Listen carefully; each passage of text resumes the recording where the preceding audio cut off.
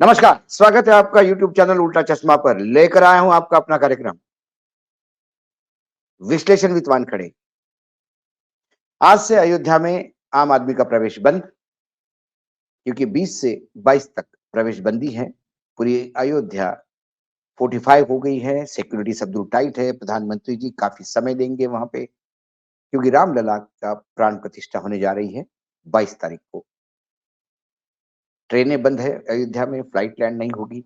अब जो भी होगी वो उन्हीं लोगों की होगी जिन्हें इनवाइट किया गया है। रामलला आ रहे हैं। रामलला पहले से थे। रामलला त्रेता युग में ही आ गए हैं और उसके बाद रामलला का नाम चल रहा है। हाँ, एक मंदिर था, वो गिराया गया था, वहाँ मस्जिद बनाई गई थी, वापस वहाँ मंदिर बन रहा है। मूर्ति की प्राण प्रतिष्ठा हो रही है, उसको लेके बहुत सारे विवाद हैं, लेकिन हम विवादों में नहीं जाते। इस धार्मिक आयोजन का राजनीतिकरण कैसा होता है, और वो भी झूठ के बुनियाद पर, इसका विश्लेषण करने आज जाएंगे। कम से कम मुझे लग रहा था कि राम का नाम लेने के बाद तो ये जो अंधभक्त हैं, ये थोड़े सुधर जाएंगे, क्योंकि राम के नाम से थोड़ी तो शर्म आती है कि झूठ बोल कैसे सकते हैं। राम जो सत्यवचनी था, राम जो एक वचनी था, आप झूठ पे झूठ बोलते हैं, लेकिन चलो ठीक है, 8 दिन का 9 दिन का अनुष्ठान करके आप पूजा करेंगे तो हम मान लेंगे कि प्रायश्चित है उसमें। लेकिन मैं बार-बार कहता हूं कि 2 टाइप के भक्त हैं, एक मोदी भक्त है, एक राम भक्त है। राम भक्त वो है कि जो राम में आस्था रखते हैं, पूजा करते हैं, मानते हैं, राम को अपने जीवन में थोड़ा जितना भी हो सके उतारने का प्रयास करते हैं। और एक मोदी भक्त हैं, उनके लिए मोदी जी राम से भी बड़े हैं, और वो बड़प्पन दिखाने के लिए कैसा झूठ का सहारा लिया जाता है, इसके कुछ उदाहरण मैं तुम्हारे सामने पेश करता हूं, ताकि पता पड़े कि ये आयोजन को राजनीति की झालर कितनी बड़ी है। एक ट्वीट आता है, ओशियन जैन, वेरीफाइड अकाउंट है, 70,000 फॉलोअर है। उसने ट्वीट किया कि इजराइल में 22 जनवरी को राष्ट्रीय त्योहार घोषित, छुट्टी घोषित, और नीचे लिखता है, अब कैसे कहोगे कि इजराइल का सपोर्ट हम क्यों करते हैं। ये तमाम लोग हैं जो हमास और इजराइल की लड़ाई में इजराइल के साथ कूद रहे थे और हमास को नेस्तनाबूद करने का प्रयास कर रहे थे।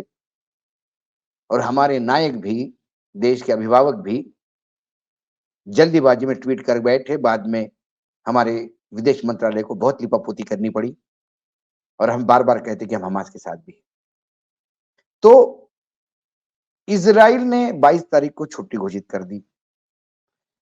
अब जैसा ही ये ट्वीट इन्होंने किया, 1 लाख लोगों ने देखा, 7,000 लोगों ने लाइक किया, 1,000 लोगों ने रीट्वीट किया।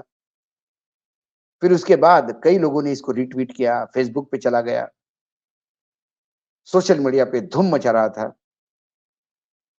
कि इजराइल ने 22 जनवरी को राष्ट्रीय त्योहार घोषित कर दिया है, छुट्टी घोषित कर दी है, और ये रामलला के प्राण प्रतिष्ठा को लेकर।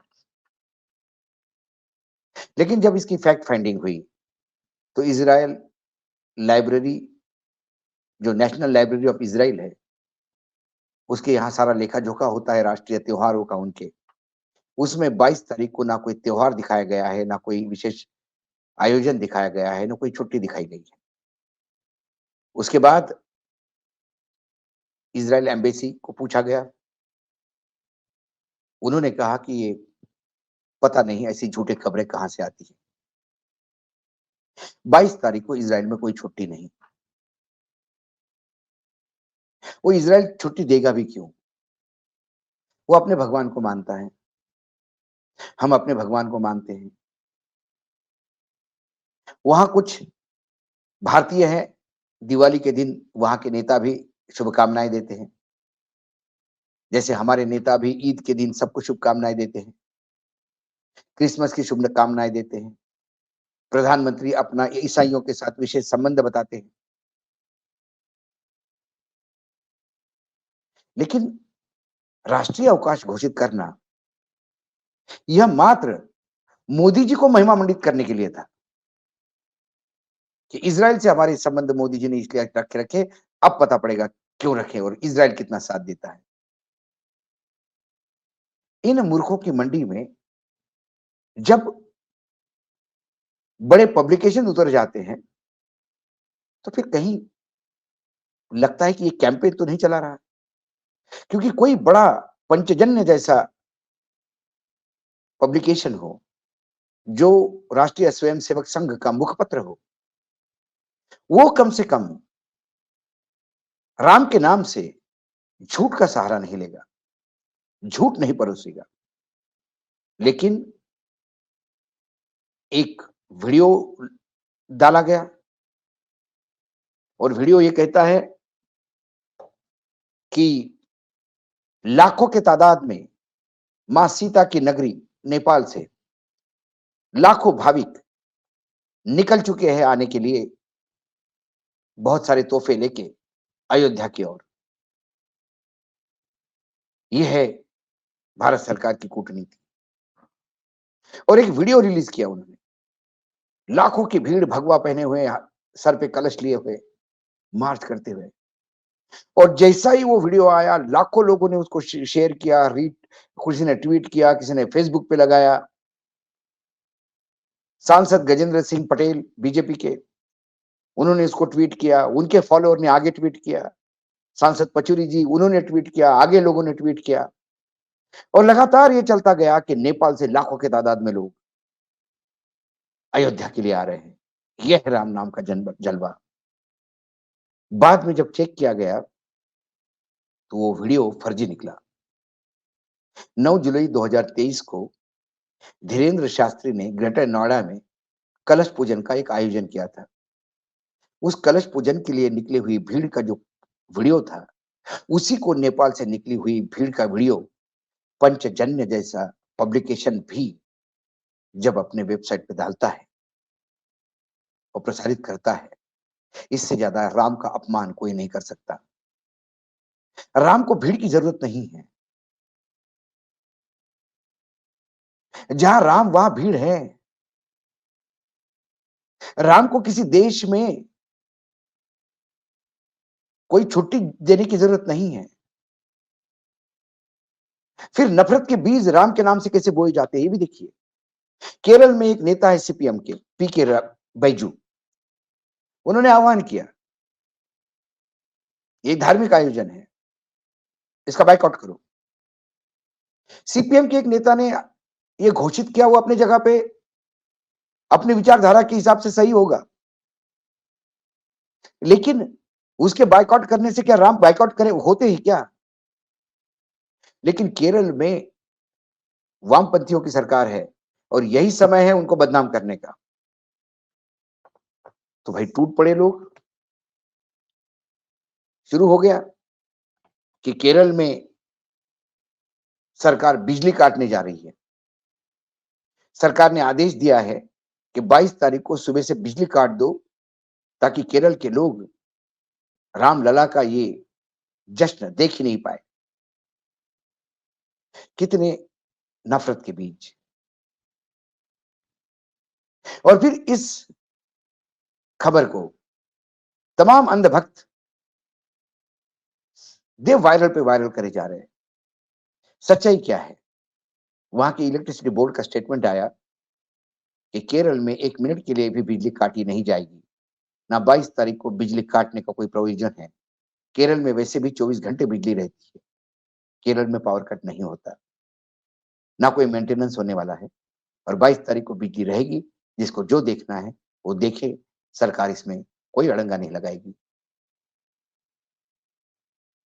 क्या ये 2-3 एग्जाम्पल मैंने इसलिए बताया आपको कि सोशल मीडिया पे जो लगातार खबरें आती हैं, उससे सावध रहने की जरूरत है। मोदी का कद राम से बड़ा नहीं हो सकता। राम की चरणों की धूल भी हम लोग नहीं हैं। हम कलयुग में जी रहे हैं। राम ने जो जीवन जिया, एक युग पुरुष का जीवन जिया, वैसे जीवन जीने का सपना भी आप नहीं देख सकते। सच नहीं बोल सकते तो कम से कम राम के नाम से झूठ तो मत परोसिए। यह है राम भक्त। इसीलिए मैंने कहा कि इस देश में दो थेरी चल रही है। एक राम भक्त है और एक मोदी भक्त है, जो मोदी जी को राम से बड़ा मानते हैं। और ये मोदी भक्त ही है जो केरल की इलेक्ट्रिसिटी 22 तारीख को बंद करते हैं। ये मोदी भक्त है जो इजराइल में छुट्टियां दिलवाते हैं। ये मोदी भक्त ही है जो नेपाल से लाखों की भीड़ राम मंदिर के लिए आने के लिए बोलते हैं। इन खबरों को जब आप देखते हैं तो आप एक मन बना लेते हैं कि राम से भी बड़ा कद मोदी जी का।